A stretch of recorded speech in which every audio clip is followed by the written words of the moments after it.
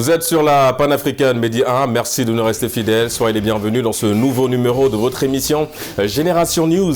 L'émission qui participe à l'éclosion de cette jeunesse africaine, tant sur le plan culturel que dans d'autres domaines d'activité. Vous connaissez le procédé de l'émission, scindée en deux parties. La première partie, elle sera axée sur l'insomnie. Comment lutter contre l'insomnie? Vous en saurez un peu plus en première partie d'émission. En deuxième et dernière partie d'émission, nous allons parler de la richesse. Pourquoi on a souvent cette fâcheuse habitude de lier argent et richesse? Y a-t-il d'autres formes de richesse? Eh bien, les éléments de réponse avec mes invités tout de suite sur Génération News. Ce sont évidemment des habitués. Nous avons le plaisir de recevoir à nouveau sur ce plateau de Génération News Chancel. Vous êtes étudiante en journalisme et communication. Merci d'avoir répondu à notre invitation. Merci Régis. Nous avons également le plaisir de recevoir une nouvelle sur ce plateau Génération News, on a envie de le dire ainsi. Il s'agit évidemment de notre ami Grace, plus connu sur le pseudonyme de Chic et... Je vous laisse compléter. Simple. Chic et simple, évidemment. Grace, vous êtes dans le domaine de l'entrepreneuriat, vous êtes entrepreneur, vous êtes surtout coach en image, vous accompagnez plusieurs personnes, mais vous avez surtout plusieurs cordes à votre arc. On aura évidemment l'occasion d'en parler tout au long de cette émission. Merci d'avoir répondu à notre invitation. Merci Régis. Et nous allons terminer la phase de présentation avec Murphy, un habitué du plateau Génération News, étudiant en journalisme et communication. J'ai envie de faire court, journaliste tout court. En tout cas, merci d'avoir répondu à notre invitation. Merci Régis. Les amis, nous allons entrer dans le vif du sujet. Je le disais dans mon introduction, nous allons parler en première partie de l'insomnie. Murphy, je me tourne vers toi pour donner le là un petit peu de cette thématique-là, cette première partie d'émission. L'insomnie, tu es journaliste. L'insomnie en général avec le journalisme, on a envie de dire que ça va de pair. Comment toi aujourd'hui tu arrives à gérer cette insomnie-là? Est-ce que tu l'es déjà, insomniaque? Oui, j'ai du mal. Je me couche très tard. Vraiment, c'est un problème en tant que journaliste parce que des fois, on doit se lever très tôt et finalement, on va se rendre compte que les activités nous poursuivent jusqu'à la maison. Bah oui. Et donc, c'est compliqué. Mais il y a des petites astuces que j'essaye de mettre en pratique. C'est lesquelles? J'ai déjà un petit réveil que je mets en place.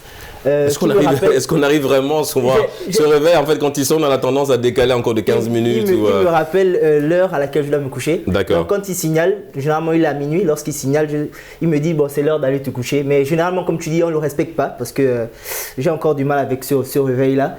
Mais généralement, qu'est-ce qui me pousse, ce qui me garde éveillé, ce sont les écrans parce qu'on essaye de faire le bilan de la journée.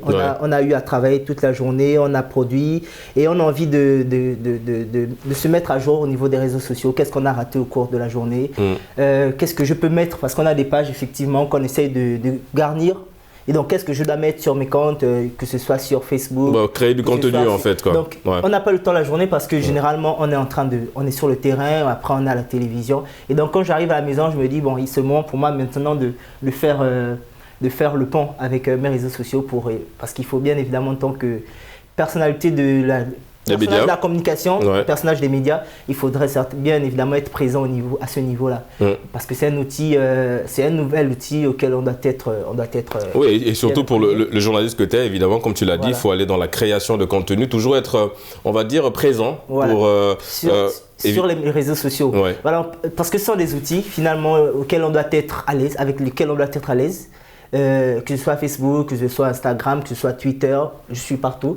Et donc, il faudrait, ce qui fait en sorte que je me couche finalement tard. Mais est-ce qu'après, ces petites astuces-là, on essaye de les mettre en place? Est-ce qu'on les respecte? En tout cas, on aura l'occasion, chacun ici sur son plateau nous donnera ses astuces pour lutter contre l'insomnie. Justement, ma chère Grace, vous êtes, comme je le disais, vous êtes entrepreneur, coach en image, et vous avez beaucoup évidemment d'activités. Vous êtes une personne un petit peu, on a envie de dire, qui bouge, mais dans le bon sens du terme, évidemment. Du boulot, il y en a. Murphy a souligné un point, ramener le boulot à la maison, parfois c'est ce qui nous pousse à être un petit peu insomniaque. Est-ce le cas pour vous? Ça vous arrive, ou bien vous êtes beaucoup plus comme certaines personnes qui estiment que c'est beaucoup plus facile pour nous de travailler la nuit parce que c'est un peu beaucoup plus calme? Comment vous arrivez à lutter contre l'insomnie, ma chère? D'abord, Régis, merci pour la parole. Je t'en prie. Je veux bien qu'on se tutoie. D'accord. D'accord, je suis plus à l'aise avec ça parce que je pense aussi que c'est le concept de l'émission également. Ouais. Ah là là, quand tu parles d'insomnie, franchement, moi, ça me fait rigoler, mais pas dans le sens de... Ouais, moi, j'arrive à dormir. Alors, non, pas du tout. Non. T'es insomniaque? Mais très insomniaque. Mais c'est dû à quoi en général? Comment tu arrives Enfin, le sommeil est réparateur, c'est ce qu'on dit, mais toi, comment tu arrives à passer des journées, voire ouais, mais sans dormir? Comment... Ou 3 jours. 2 jours sans dormir? C'est incroyable. Ou si je dors, j'ai des micro-sommeils. D'accord. Alors, déjà, c'est dû à quoi? Il faut savoir que, je prends mon cas, quand on est jeune, on veut bien justement réussir, on a la hâte, on veut sortir ce qu'on a à l'intérieur de nous et on se dit il faut absolument que je fasse ci, ça. Et après, si tu y vas seul et que tu n'as pas forcément l'encadrement qu'il faut, parce qu'il y a des personnes qui ont des dons, des talents pour l'organisation et tout. Quelqu'un comme moi, je suis une artiste. Donc il me fallait beaucoup d'encadrement, des mentors que j'ai aujourd'hui, Dieu merci, qui sont derrière moi et avec qui on a mis justement des systèmes en place. Parce que moi, si je commence un truc, je vais jusqu'au bout. Ouais. Non, mais laisse tomber, tu me donnes ça et après je vois un autre truc qui m'intéresse, je vais... Et tu vas accumuler à chaque fois des... Incroyable. Donc ce qui fait qu'aujourd'hui, je me suis mise, pas une grosse discipline, mais des petites disciplines. Ouais. Par exemple, si j'ai un rendez-vous qui n'était pas prévu, avant, j'y allais en freestyle. D'accord. Maintenant, je regarde, je dis, ok, je peux pas. Non, je peux pas. Tu vois? Et l'insomnie, aujourd'hui, je ne vais pas dire n'importe quoi, c'est une grosse problématique chez moi. Parce que je me dis, en tant qu'être humain, surtout en tant que femme, il est important de se ménager. Et là, je suis en train de mettre cette petite discipline pour arriver à de grands efforts, pour pouvoir justement... rentabiliser, mais dans le bon sens du terme. Voilà. Mais est-ce qu'il y a eu des impacts? Parce que là, quand même, j'avoue que je suis hébété quand j'entends que tu restes 2 jours sans réellement dormir. Parce qu'on nous dit, les médecins nous disent d'aller dans le respect des 8 heures de sommeil. Parce qu'on estime que 8 heures de sommeil, on peut recharger la batterie, entre guillemets, évidemment. Mais évidemment, ces 8 heures de sommeil, tu ne les fais pas. Est-ce qu'il y a eu un impact sur ta santé? Est-ce que tu as, à un moment donné...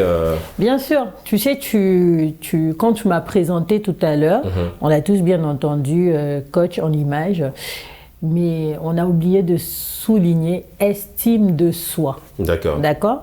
Donc pourquoi l'estime de soi, qui n'est pas très loin de la confiance en soi? Parce qu'il faut savoir en fait que aujourd'hui je suis devenue coach par, je veux dire ça comment, par prédilection. D'accord. Pourquoi? Il y avait une vocation aussi quelque part. Il y avait une vocation quelque part, c'est vrai. Mais je peux dire, vraiment, c'est à cause de mes expériences passées. D'accord. Donc, on va dire mes traumas. Tu vois un peu? Vous voyez un peu?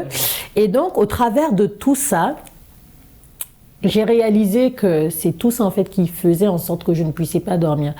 J'étais contractée, j'étais tendue, j'étais dépressive. Et des fois, tu passes par ce genre de phase, mais tu ne sais même pas, parce qu'on ne te l'a pas dit. Bah oui. Parce que quelqu'un qui... Enfin, soit tu ne vas pas consulter, ou quelqu'un qui n'est pas passé par là va juste dire « Oh, elle est insomniaque ». Alors que non. En général, même quand on est dans un état dépressif, on ne le sait pas. Hein. On le sait en général après. On se rend compte que mais j'ai fait 2 semaines, je ne parlais à personne, j'étais dans ma bulle, je ne mangeais pas assez, je dormais beaucoup, je n'avais pas envie de parler aux gens. Et là, tu te dis « Ah, mais j'étais dépressif en fait ». Dépressive. Et comment tu arrives à gérer ça, les insomnies déjà, ma chère Chancel? Est-ce que c'est quelque chose avec laquelle tu es plutôt...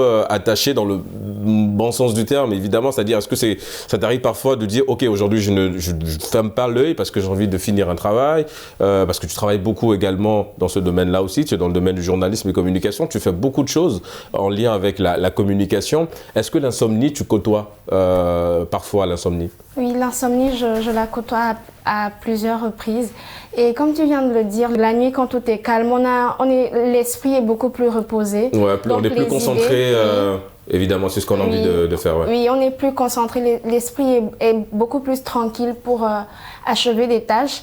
Et des fois, il y a des tâches que je peux finir bien plus tôt, mais je me dis non, j'ai envie de boucler ça cette nuit pour ne plus en parler. Et l'insomnie, c'est vraiment quelque chose qui m'arrive en récurrence. J'y suis à plusieurs reprises confrontée. Mais pour lutter contre cette insomnie-là, je pense qu'il faut... Enfin, je lis des livres pour que mes yeux soient fatigués. Dès que mes yeux sont fatigués, le sommeil, je sais qu'il ne va pas tarder à venir. Et l'insomnie, je pense qu'elle nous arrive aussi des fois quand on est trop stressé. Exactement. Par exemple, le lendemain, quand on doit recevoir une nouvelle très déterminante ou bien il y a vraiment un truc important le lendemain ou il y a une présentation qu'on doit faire. Voilà, ça a la soutenance en général. Hein, pour les étudiants, quand on doit soutenir demain, on a un stress et évidemment que c'est difficile de fermer l'œil. Et on se dit qu'on n'est pas prêt, on a toujours l'impression qu'il y a ce truc-là qui manque, mais on ne sait pas quoi vraiment qui en manque. Et ça nous rend vraiment insomniaque, le fait d'être stressé, d'attendre des nouvelles ou bien... Aussi, moi, ça m'arrive à plusieurs reprises de ne pas pouvoir dormir quand je change d'endroit. Quand je dois dormir... Oui, évidemment, tu perds tes repères et tu n'es pas très à l'aise avec... Je suis comme toi, en général. Quand je ne suis pas dans ma chambre, j'ai vraiment du mal à fermer l'œil parce que c'est un peu compliqué. Oui, c'est vraiment compliqué de trouver le sommeil et c'est encore plus compliqué de se réveiller le lendemain quand on n'est pas dans sa chambre ou bien quand on est dans un environnement diamétralement opposé du sien.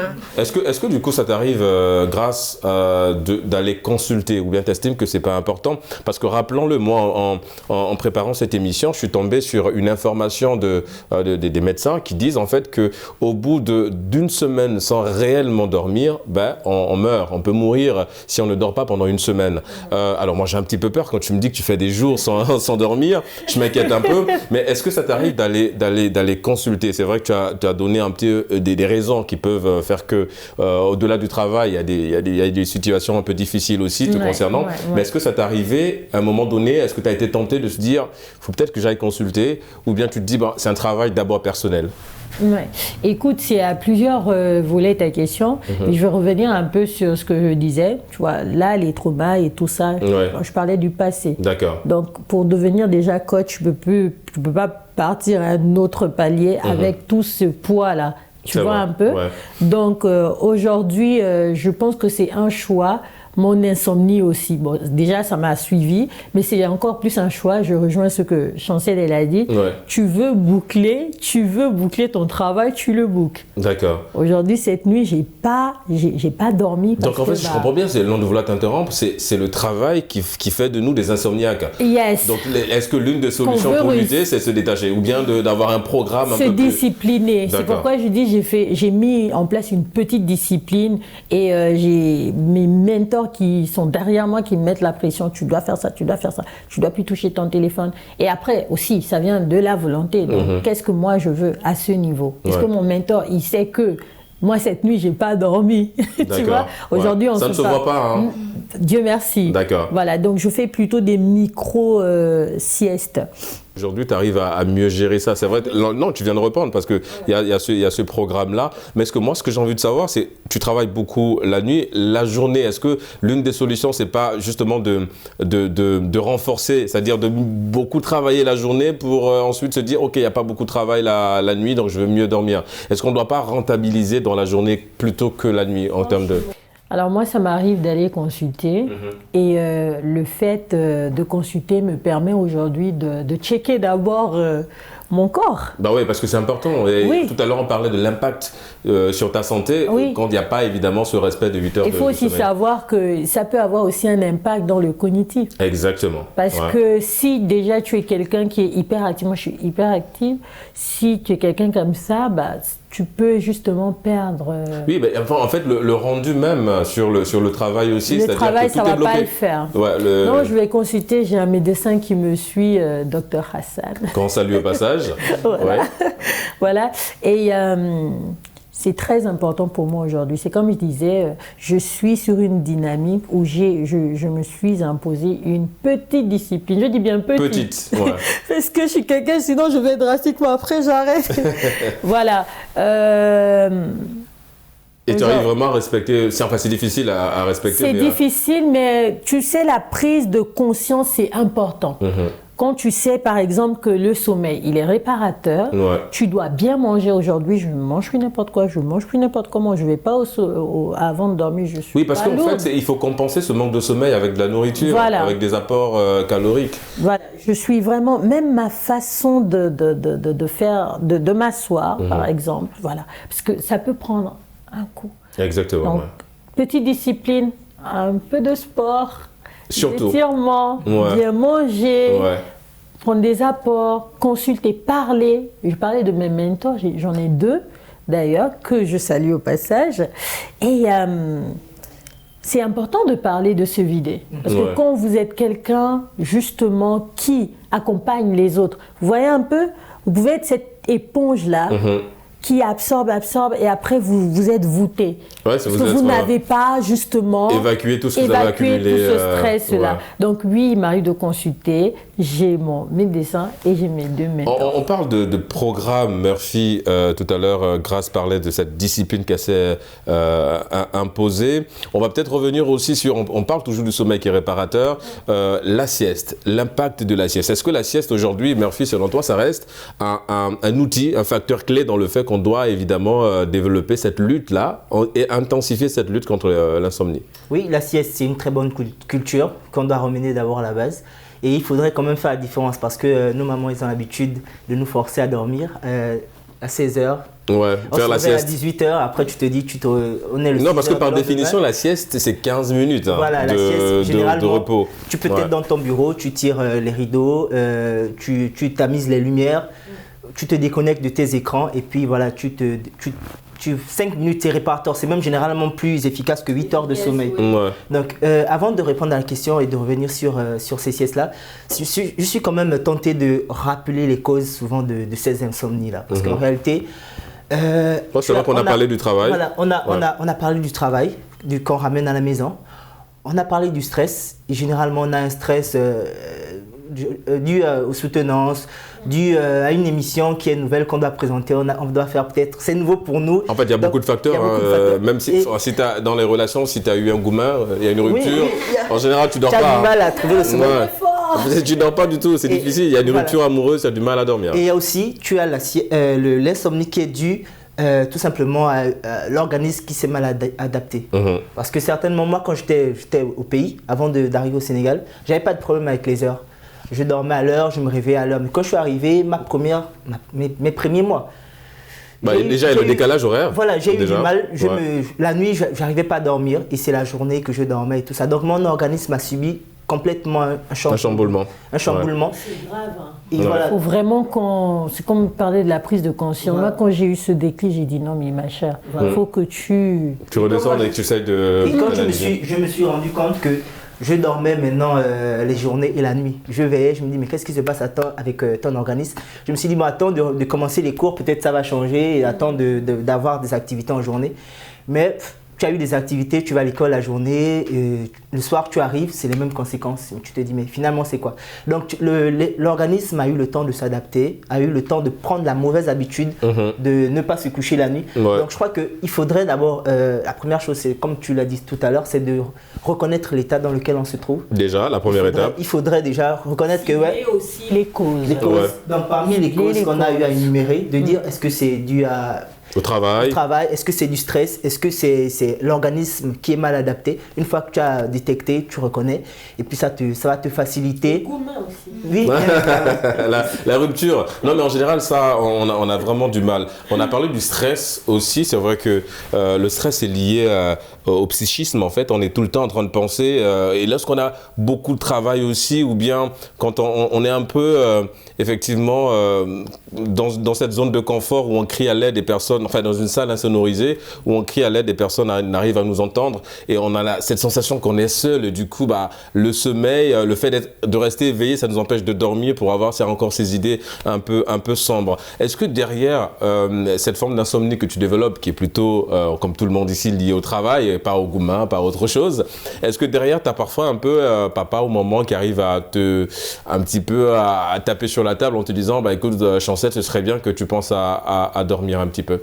Non, parce que moi je me dis que les gens qui sont dans notre entourage, par exemple les amis qui sont les plus proches, sont les plus en mesure de nous conseiller parce que je peux dire que par rapport à nos parents, nos amis passent plus de temps avec nous.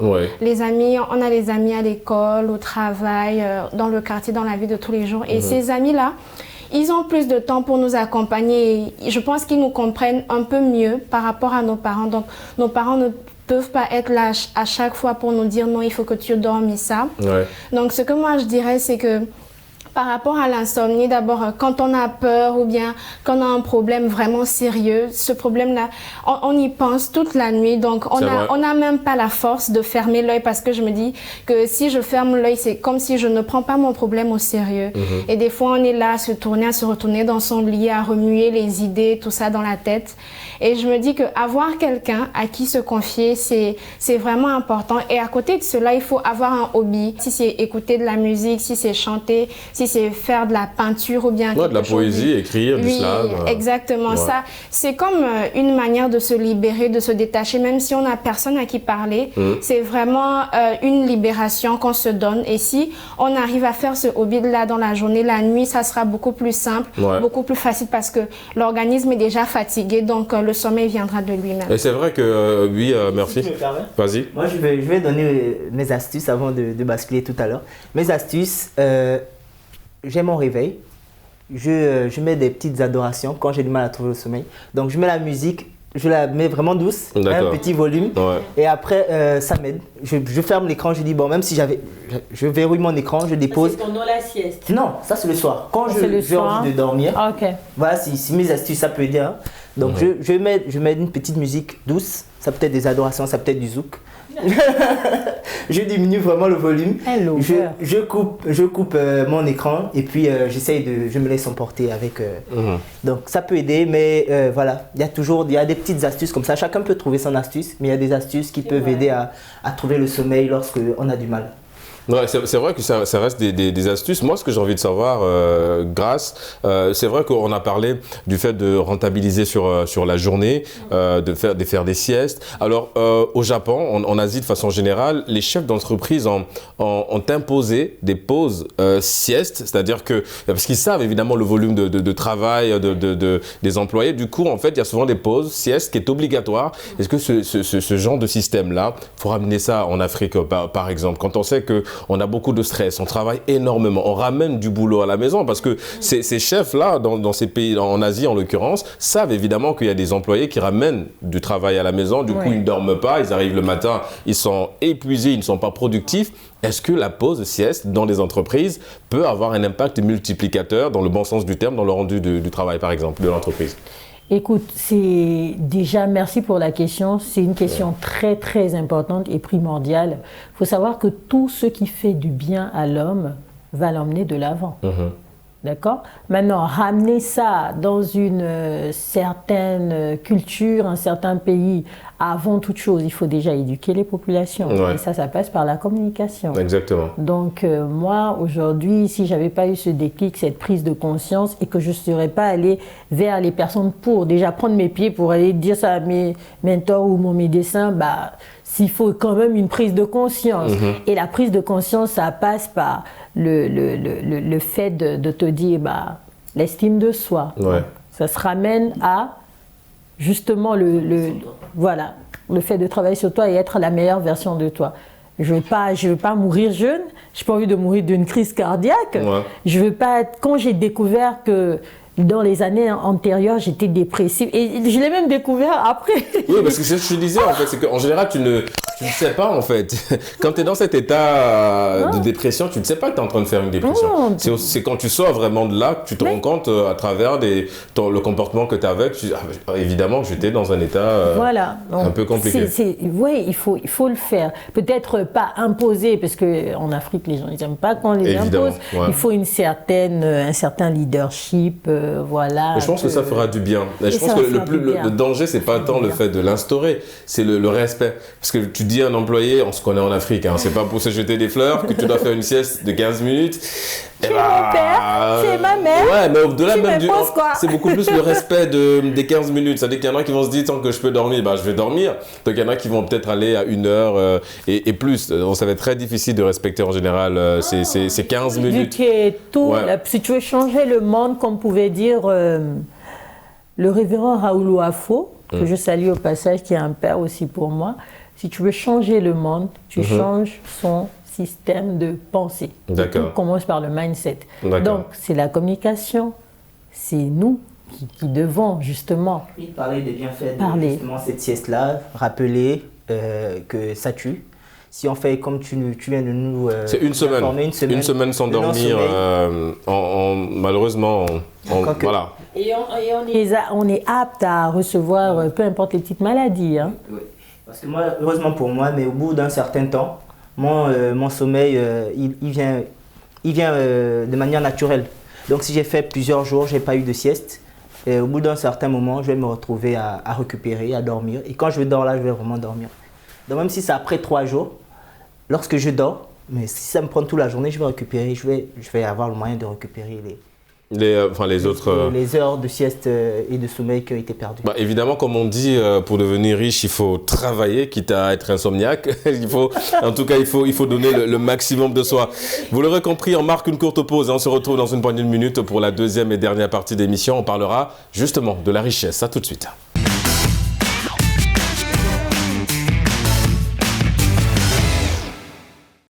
De retour sur le plateau de Génération News pour la deuxième et dernière partie d'émission. Juste avant la pause, on parlait évidemment de la richesse. C'est cette deuxième thématique qui va meubler évidemment la deuxième partie d'émission. Chancel, je me tourne vers toi. La richesse, quelle définition donnerais-tu à la richesse, même si on sait qu'il y a une définition beaucoup plus large, mais quelle est la définition évidemment QTCIA concernant cette richesse? Pour moi, la richesse, c'est être à l'abri du besoin. On ne manque pas de quoi manger, on a un toit. Ouais. Et on a une occupation qui nous est rentable. En général, on n'est pas à l'abri du besoin. On a tout ce dont l'homme a besoin pour vivre. En fait. Ouais. C'est ça pour moi la richesse. Du coup, Grâce, est-ce que la définition de Chancel, évidemment, c'est très lié à l'argent, donc le confort financier. Pourquoi on a évidemment cette facilité toujours à faire le link entre les deux? Est-ce que la richesse ne se résume qu'à l'argent, par exemple? Non. Déjà, le fait d'être à l'abri du besoin, ça, c'est significatif de richesse. Mais à quel niveau? Exactement. Parce que quelqu'un comme toi pouvait dire que la richesse, c'est toujours avoir plus que l'autre. Ouais. Et moi, en plus de tout ça, si on repart dans l'Antiquité, la richesse, c'était les terres. Exactement, ouais. C'était les richesses de la terre.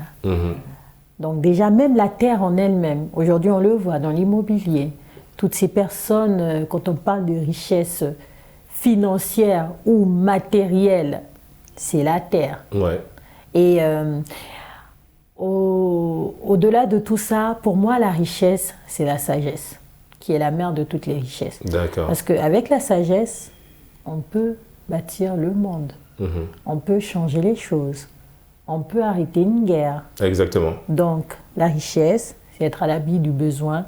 On rajoute la richesse, la terre en elle-même et la sagesse. C'est vrai. Est-ce que c'est plus difficile aujourd'hui, par exemple, c'est vrai qu'on a parlé du confort, ce qui est logique, hein, quand on parle de richesse, évidemment, on a tout de suite cette vision liée au confort financier. Tu parlais tout à l'heure des terres également, mais est-ce qu'on peut aller plus loin que la richesse, essayons de nous détacher de tout ce qui est matériel. Est-ce qu'il peut y avoir une richesse immatérielle, par exemple? Et ce serait quoi? La sagesse. La sagesse qui ramène l'intelligence, parce que vous pouvez... Pas vous, d'accord? On peut avoir de la sagesse et des fois, vous voyez un peu dans les dessins animés, on va se dire « Ah, le vieux sage, on va là-bas dans la petite case et tout. Mais il n'a pas l'intelligence de pouvoir justement multiplier toute sa richesse qui est en lui. Parce que, comme on dit, la sagesse, c'est la mère de la richesse. Ouais. Vous voyez un peu? Donc, pour moi, la sagesse, c'est tout. D'accord. Et l'intelligence qui va avec. Exactement. Du coup, Murphy, est-ce que la richesse n'est pas quelque chose de personnel? Est-ce que, quand je parle de personnel, c'est la perception qu'on a chacun évidemment de cette richesse-là. Ta richesse, ça peut être par exemple d'avoir un téléphone, ça peut être ta richesse. Ta richesse, c'est peut-être le fait que tu sois aujourd'hui papa d'une magnifique fille. Je pense qu'évidemment, quand elle est venue au monde, tout de suite, tu l'as perçue comme étant une richesse. Est-ce que c'est pas vraiment de l'ordre du personnel d'abord, la richesse? Bon, je pense que la richesse, la définition varie d'une personne à une autre. D'accord. Parce que de base, c'est d'avoir, comme elle a souligné, avoir des terres, posséder beaucoup d'or, une quantité d'or. Parce que c'est ce qui... Ouais, j'ai beaucoup d'or en banque. Même aujourd'hui, des lingots. Avoir des lingots, c'est une garantie de dire que ouais, il est riche, c'est quelqu'un de fortement fortuné. Excusez-moi pour la tautologie. Mais moi, lorsque je dois définir la richesse, je dirais c'est l'ataraxie. l'ataraxie, c'est l'absence de troubles de l'âme. Ça veut tout simplement dire, Non, je découvre. Ouais, merci. L'absence. On le note. Oui, On le note. oui. Je pense qu'on va dormir plus intelligent ce soir. Merci. C'est l'absence de troubles de l'âme. Ça veut dire, le soir, quand tu rentres chez toi, tu n'as pas de problème. Ton âme n'est pas dans le trouble, tu n'as pas de questionnement, tu ne te poses pas la question de savoir qu'est-ce que je vais manger. Comme on dit. Tu es tout simplement en paix. Tu as une belle famille, tu as l'abri du besoin, comme tu l'as souligné tout à l'heure. Et donc, la définition, elle varie d'une personne à une autre. Mais allez dire à un pauvre... En fonction de la situation oui, en fonction de la situation de la personne. Mais allez dire à un pauvre que la richesse est l'intérieur, c'est comme l'insulter. Parce qu'il va te dire, laisse-moi d'abord posséder cet or-là ou cet argent pour me permettre de dire que la richesse, elle est immatérielle. Donc je pense que c'est plus... Alors on va dire que c'est selon des niveaux. Dans un premier niveau, la richesse, c'est d'acquérir d'abord des terres, de l'argent, de l'or. Et après, un deuxième niveau, la richesse sera maintenant de soigner son âme, tout simplement, et d'être en paix avec le monde qui nous entoure. Exactement. Chancel, ce que Murphy vient de dire, déjà, merci pour toutes ces informations-là. Ce que Murphy vient de dire, alors moi, j'ai soutiré un point très intéressant quand il parlait du fait, enfin, la comparaison, aller voir un pauvre et dire, écoute, voilà, est-ce que quelque part, la richesse aussi, c'est pas une question de conditions? Parce que si tu vas voir un pauvre, entre guillemets, dire à ce pauvre-là que, évidemment, que si tu veux, enfin, tu n'es pas, tant que tu n'as pas cette voiture, tu n'as pas ceci, tu n'es pas riche, tu es considéré comme étant une personne pauvre. Est-ce que la richesse aussi, c'est pas cette capacité, cette force à se contenter de ce qu'on a? Si le pauvre a simplement, supposons, une charrette, est-ce que cette charrette-là ne fait pas déjà une richesse pour cet homme, entre guillemets, pauvre? Pour faire court, est-ce que la richesse, c'est pas aussi Cette force à se contenter de ce qu'on a? Oui, vraiment, et je remercie vraiment Murphy pour son intervention, parce qu'il a bien mis l'accent sur la relativité de la richesse, soulignant que la richesse, elle est très relative. La richesse de 1690 n'est pas la même que celle de 2023. Exactement. Et la richesse, là où nous sommes, peut ne pas être la même chose que... oui, la richesse de demain. Oui, que dans d'autres pays ou bien dans d'autres régions du monde. Et vraiment, le fait de se contenter, le contentement, c'est d'abord un signe de sagesse. Comme l'a souligné Grâce, évidemment. Le contentement, c'est un signe de sagesse. Et le contentement, vraiment, nous met à l'abri de plein de choses, nous met à l'abri de l'envie, nous met à l'abri de la jalousie. Et le contentement peut être aussi considéré comme une source de sagesse. Alors, chic et simple, évidemment, Grâce, c'est beaucoup, parce que ça aussi, ça résume quelque part la richesse. Être chic, mais en étant simple, c'est aussi une forme de richesse. Est-ce que toi, aujourd'hui, tu es beaucoup plus, on va dire, en train à aller vers cette richesse-là, c'est-à-dire de se dire, ok, je vais travailler énormément, on a parlé de ça en première partie d'émission, ou bien pour toi, en fait, la richesse, c'est simplement ce que tu as en ce moment-là et que tu n'aspires pas forcément à en avoir beaucoup, même si on part du principe que dès qu'on est assez riche, ça va. Mais je veux dire, est-ce que pour toi aussi, cette richesse-là, comme Chancel vient de dire, c'est te contenter de ce que tu as, c'est-à-dire d'être chic en étant simple, de verser dans la simplicité, pas forcément dans l'arrogance, de verser, mais vraiment dans cette simplicité-là, en étant chic, en étant beau et simple, sans forcément aller dans l'arrogance. J'aime beaucoup ta question. Parce que ça me permet éventuellement de décortiquer le chic et simple. Ouais. Simple définition. Le chic, c'est tout ce qui... Pas forcément. Il y a tout ce qui brille. Non, pas forcément. Non, pas qui brille, non. Le chic, en fait, c'est l'image. Ouais, c'est vraiment l'hygiène. C'est prendre soin de soi. D'accord? Et la simplicité, c'est les valeurs. Donc, la première valeur, c'est l'humilité. La sagesse dont tu fais allusion. Ouais. Et tout ce qui va avec l'amour, le respect et de l'homme, de l'environnement, de soi, l'estime de soi, la confiance en soi. Et il y a, je pense, parce que pour me mettre aujourd'hui devant les téléspectateurs et dire que je suis coach et que les gens me suivent et qu'il y a un impact, je pense aussi que c'est une richesse. Exactement, ouais. Voilà. Donc, non, mais c'est exactement ça, c'est-à-dire de pouvoir impacter les gens, c'est aussi une richesse. Tu veux rebondir sur un point, Chancel? Oui, je veux rebondir sur ce point-là parce que je me dis que la richesse ne se résume pas à l'individu lui seul. Ouais. Parce que si on est riche, il faut qu'on soit capable de faire bénéficier les autres de notre richesse. Excellent. Parce que, enfin, on peut être riche, genre être dans sa maison tranquille, avoir sa famille, sa maison, son travail, tout ça. Mais il faut aussi que les gens qui n'ont pas le même niveau là que nous puissent être en mesure de bénéficier de ce que nous on a, pour qu'après on puisse dire que telle personne est riche, mais regardez, il a fait tel don, ou bien il a réalisé telle chose. Moi je pense que les réalisations les réalisations dans la vie d'un homme sont très importantes, et elles sont encore beaucoup plus importantes si cet homme-là il est riche. Non, en fait, la richesse aussi, c'est le partage. Oui, le partage. Vraiment, laisser un patrimoine, en fait, pour les générations qui suivent. Si tu me permets de compléter. Vas-y. C'est alors à 2 niveaux. On a la richesse matérielle et on a la richesse immatérielle.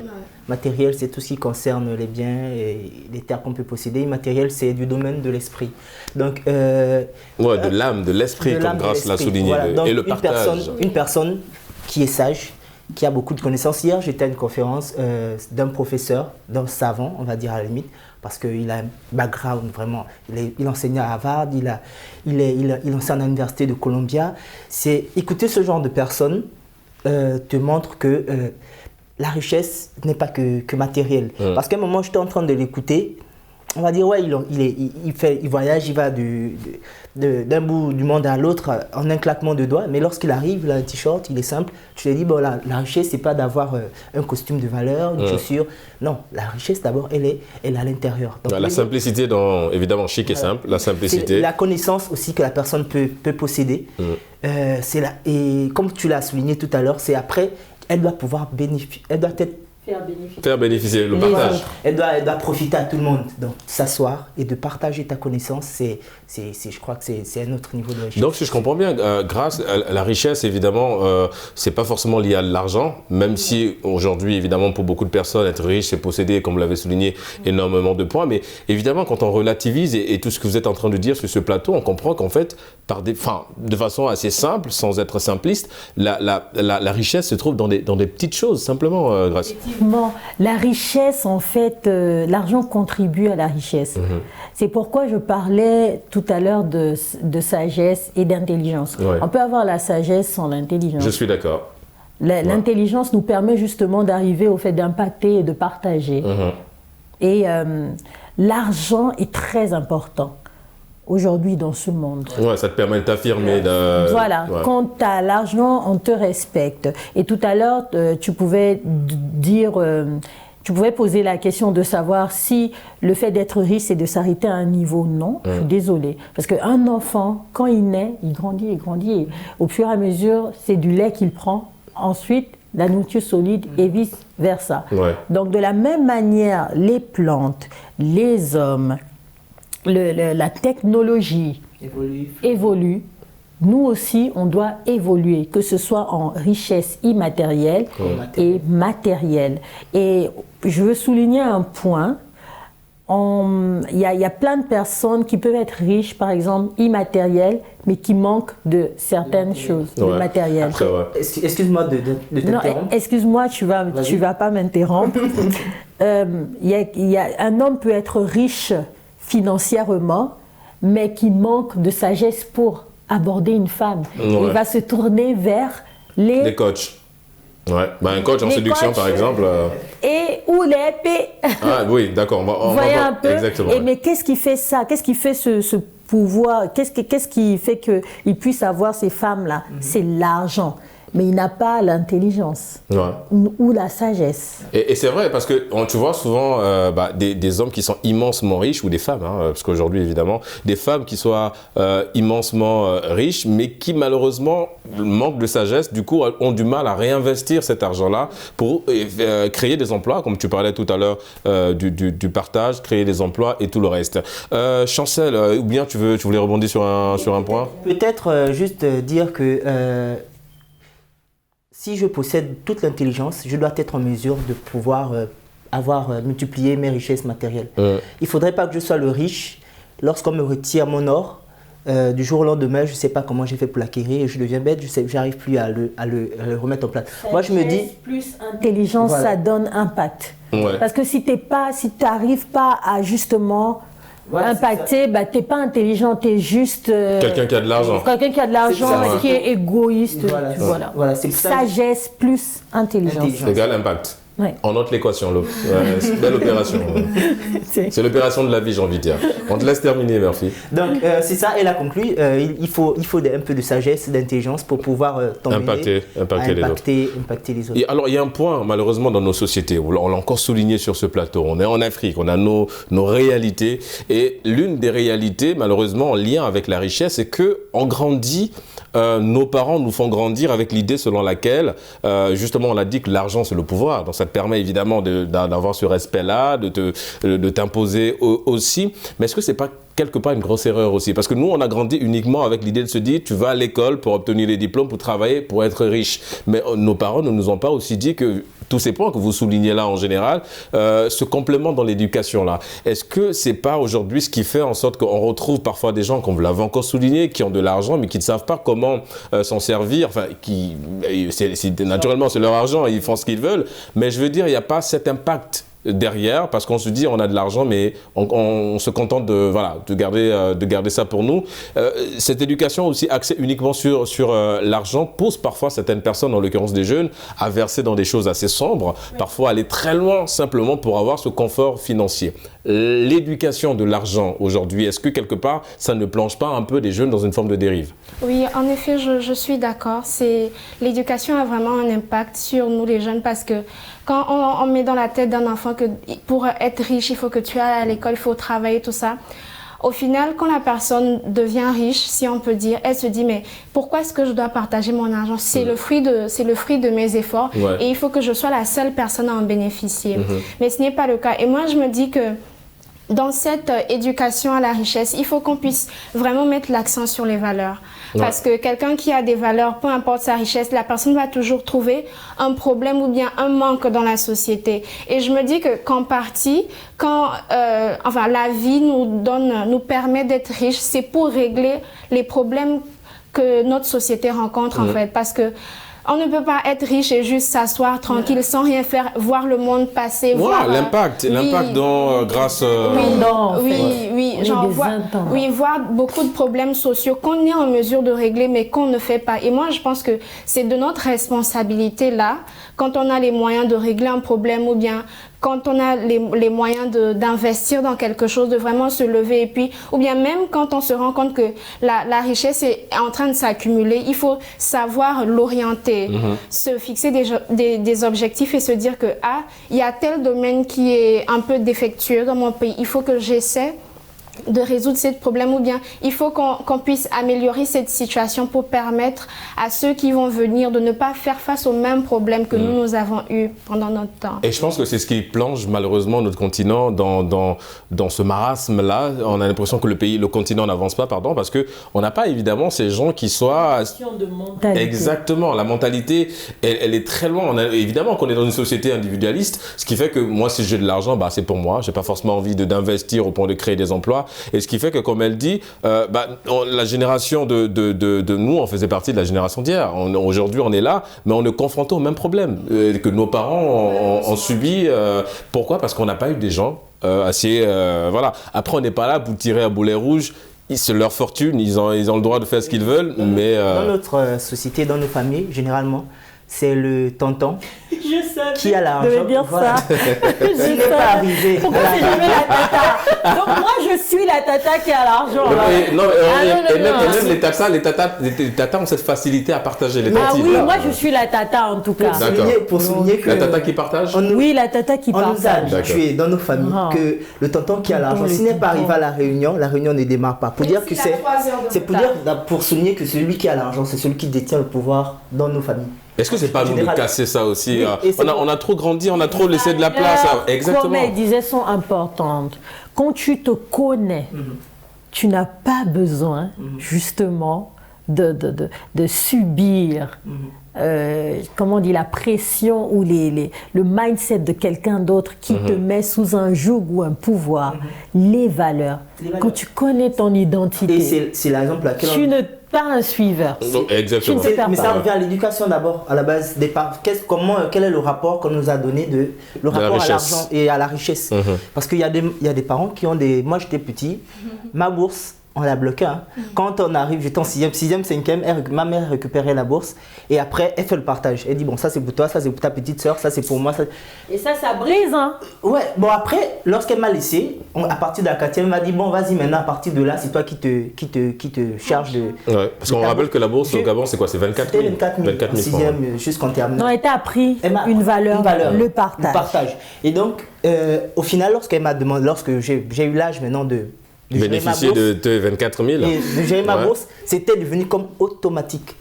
Faut dire que voilà, la valeur... Ah, dès que tu recevais, tu partageais... Je partageais automatiquement. D'accord. C'est des valeurs que les parents... Mais quand tu étais petit, tu t'étais pas... l'argent, ouais. Mais c'est ton argent, donc voilà. Oui, après d'autres parents, ils ont d'autres... Ça crée un petit traumatisme, bah, bien sûr. là. Après, chaque parent a des méthodes, mais je me dis, c'est aux parents d'abord de faire le premier. La première mission aux parents, d'éduquer les enfants sur la richesse, c'est quoi là? Il faudrait pas que... les parents n'ont pas reçu ça. Oui. Parce qu'évidemment, on ne donne que ce qu'on a reçu. Oui, c'est ça. Parce que aujourd'hui, un enfant, il faudrait démystifier de l'argent auprès d'un enfant. Il faudrait que tu sois capable de donner à ton enfant, je sais pas, si c'est 10 ans, c'est trop tard, 10 000 francs et dire ça c'est pour toi, essaie de te gérer avec. Il faudrait qu'il soit en mesure, à l'âge de 10 ans, de connaître, de savoir que 10 000 francs, si ça me sert juste à payer mon taxi. Il ne faudrait pas qu'on se dise que 10 000, c'est quelque chose de waouh, on m'a donné 10 000, je suis riche, je vais le garder dans un coffre. Non, il faudrait pouvoir démystifier déjà l'argent dès le bas âge. Et c'est pour ça que je dis chaque parent, avec l'éducation qu'il a réussi, doit pouvoir déjà commencer dès la naissance. Du coup, l'éducation financière, ma chère Grace, il faut y aller. Parce qu'évidemment, vu l'analyse pertinente de Murphy, on a l'impression que ça manque. On ne sait pas gérer. Les jeunes ne savent pas gérer de l'argent. On est beaucoup dans le divertissement. Or, évidemment, avec 10 000, tu peux investir autrement. Moi, je côtoyais, pour la petite parenthèse, j'avais fait un reportage avec un jeune homme qui était dans une région de Kaolack, en fait, qui était tenté par l'immigration, et il avait collecté de l'argent pour donner aux passeurs. Et au moment où la pirogue devait partir à 1h du matin, il s'est endormi. Et donc, du coup, il n'a pas pu prendre la pirogue. Mais il avait épargné une certaine somme pour manger et boire quand il allait arriver en Espagne, parce qu'il était tenté pour l'Espagne. Et donc, avec l'argent qu'il a pu épargner pour se nourrir, il a acheté un terrain. Et il avait des graines de fraises. Il a commencé à cultiver de la fraise. Et aujourd'hui, c'est l'un des grands fournisseurs de fraises au Sénégal. Et il a aujourd'hui payé un billet d'avion, aller en Espagne, en Italie, à Rome, pour chercher d'autres variétés de fraises. Et aujourd'hui, il a presque le monopole du marché au Sénégal. Donc, c'est dire à quel point l'éducation financière, ma chère Grace, parce que là, c'était l'exemple, mais l'éducation financière, il faut l'installer. Les jeunes ne savent pas épargner, même des adultes. Je vais te dire, Régis, j'étais dans cette même situation et ça fait près de 2 ans. On a travaillé à ça et c'est pourquoi je parle beaucoup de mes mentors, parce que je suis reconnaissante à mon éducation financière. Donc quand je sors... Ça aussi c'est une richesse. Avoir une éducation financière, c'est une richesse. J'en viens. Quand je sors, je dois faire le compte rendu moi-même d'abord de mes dépenses et la fin du mois, j'ai conseiller financier. Ouais. Et dans mes formations, justement, on les proposait demain pour mon événement, c'est la gestion du temps et des finances. D'accord. Et donc là, il y a cette culture. Oui, c'est un formateur qui vient justement coacher ces femmes-là à ça. D'accord. Est-ce que là, c'est vraiment dans une activité bien précise, revenant dans cette forme d'éducation-là aussi? Parce que oui, évidemment, ça reste une éducation à ce que vous faites. Mais je veux dire, est-ce qu'il faut l'insérer, par exemple, aujourd'hui dans les établissements? Oui, il faut l'insérer, c'est important. Voilà pourquoi aujourd'hui, les coachs se font de l'argent. Oui, mais en fait, il faut le dire. Il faut le dire. Ouais. Ils font de l'argent.